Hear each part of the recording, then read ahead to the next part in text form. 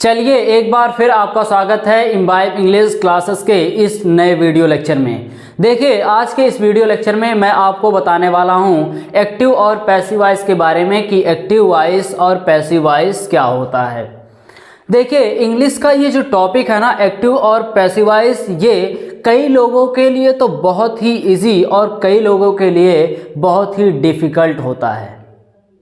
जो इसको अच्छे से समझ लेते हैं उन सभी लोगों के लिए बहुत ही इजी रहता है, और जो लोग इस टॉपिक को, इंग्लिश के इस टॉपिक को, एक्टिव और पैसिव वॉइस के इस टॉपिक को अच्छे से नहीं समझ पाते हैं उन लोगों के लिए बहुत ही डिफ़िकल्ट रहता है एक्टिव और पैसिव वॉइस को समझना।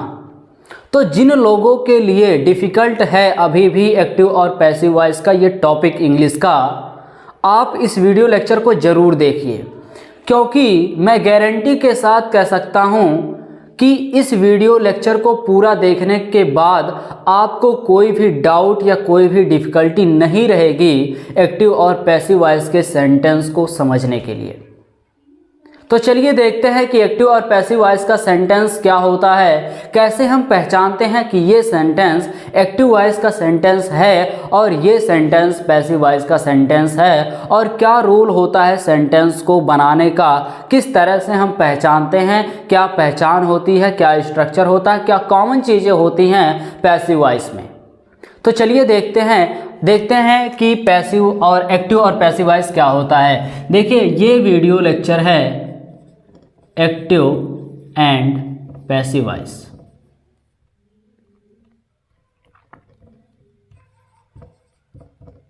पैसिव वॉइस, यहां पे देखिए दो वॉइस है। पहला क्या है, पहला है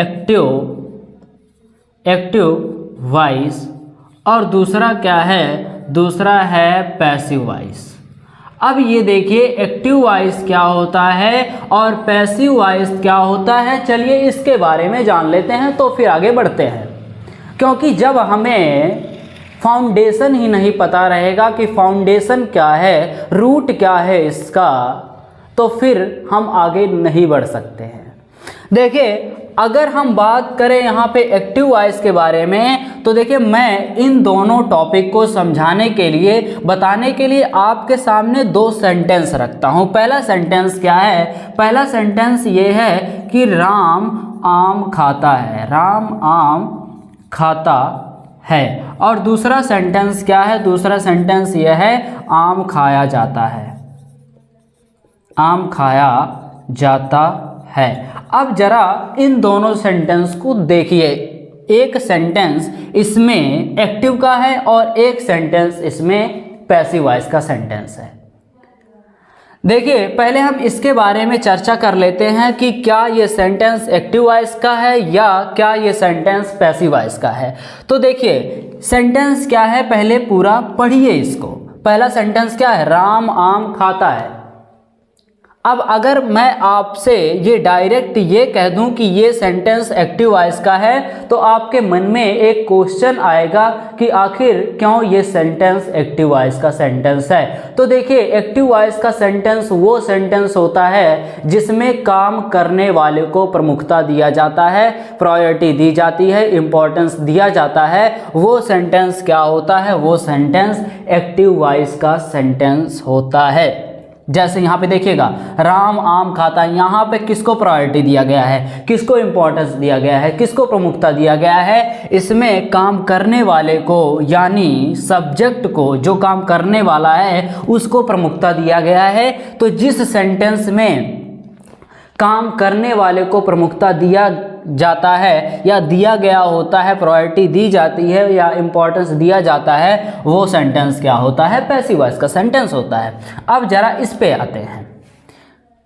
अब यहाँ पे देखते हैं दूसरा सेंटेंस क्या है। दूसरा सेंटेंस क्या है, आम खाया जाता है। देखिए ध्यान से पढ़ लीजिए सेंटेंस क्या लिखा है, लिखा है आम खाया जाता है। तो क्या ये सेंटेंस एक्टिव वॉइस का सेंटेंस है या क्या ये सेंटेंस पैसिव वॉइस का सेंटेंस है। देखिए अभी मैंने आपको एक्टिव वॉइस के बारे में क्या बताया कि एक्टिव वॉइस का सेंटेंस क्या होता है। एक्टिव वॉइस का सेंटेंस वो सेंटेंस होता है जिसमें काम करने वाले को प्रमुखता दिया जाता है, वो सेंटेंस क्या होता है, एक्टिव वॉइस का सेंटेंस होता है। और पैसिव वॉइस क्या होता है, passive voice just active voice का उल्टा होता है, अपोजिट होता है। तो पैसिव वॉइस में क्या, किस तरह से हम पहचानेंगे?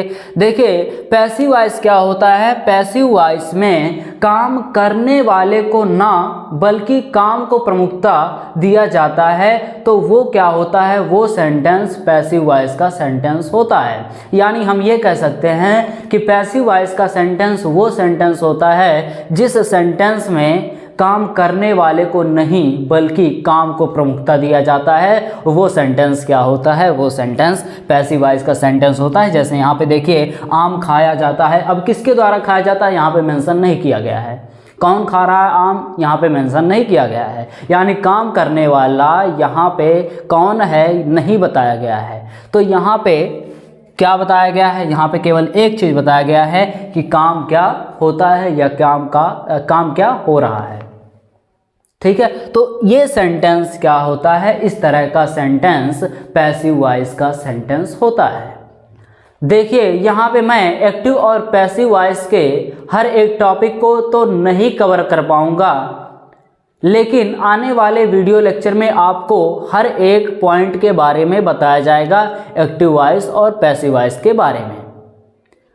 देखिए अब अगर हम बात करें एक्टिव वॉइस और पैसिव वॉइस, तो एक्टिव वॉइस आप पहले बनाए हैं, जो टेंस है, जो मॉडल हेल्पिंग वर्ब है, इंपरेटिव है, वो सब क्या है, वो सब एक्टिव वॉइस का है। जैसे मान लीजिए अगर हम इसकी बात करें तो राम आम खाता है, ये देखिए ये प्रेजेंट इंडेफिनिट टेंस का सेंटेंस है जो आपको बताया गया है टेंस में आपको बताया गया है कि प्रेजेंट इंडेफिनिट टेंस क्या होता है। ये प्रेजेंट इंडेफिनिट टेंस है और आप इसको आसानी से बना सकते हैं प्रेजेंट इंडेफिनिट के स्ट्रक्चर के या प्रेजेंट इंडेफिनिट के टेंस के अकॉर्डिंग। अब देखिए अगर हम इस सेंटेंस को बनाते हैं तो क्या बनता है, राम ईट्स आ मैंगो, राम ईट्स आ मैंगो। यहाँ पे देखिए ये सेंटेंस हमारा कंप्लीट हो जाता है। ठीक है, तो यहाँ पे मैंने आपको बताया है, टेंस में बताया है कि किस तरह से आप इस तरह के सेंटेंस को बनाते हैं।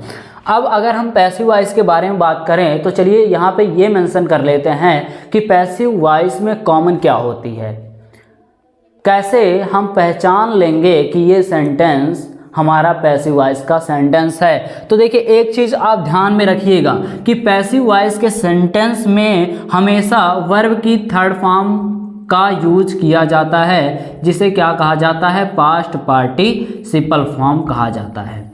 यानी आपको दुनिया का कोई भी पैसिव वॉइस का अगर सेंटेंस है तो उस सेंटेंस में आपको वर्ब की थर्ड फॉर्म का यूज मिलेगा ही मिलेगा।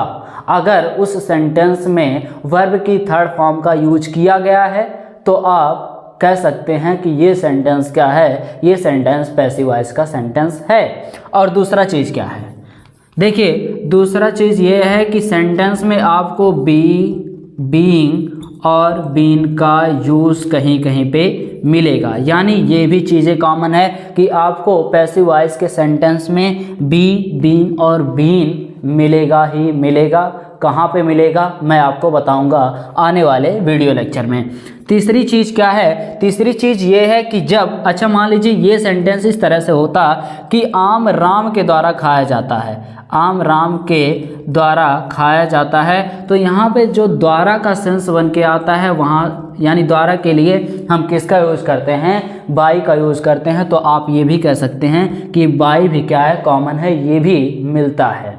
तो ओवरऑल यानी अगर आपके सेंटेंस में ये तीनों चीज़ें आ रही हैं या तीनों में से कोई भी आ रहा है तो आप कह सकते हैं कि ये सेंटेंस क्या है, पैसिव वॉइस का सेंटेंस है। जैसे अगर मैं ये कहूँ कि आम खाया जा सकता है, मैंने यहाँ पे ये नहीं कहा कि आम खाया जाता है, मैंने ये कहा कि आम खाया जा सकता है। अब यहाँ पे देखिए क्या होगा, यहाँ पे ये होगा कि a mango can be eaten।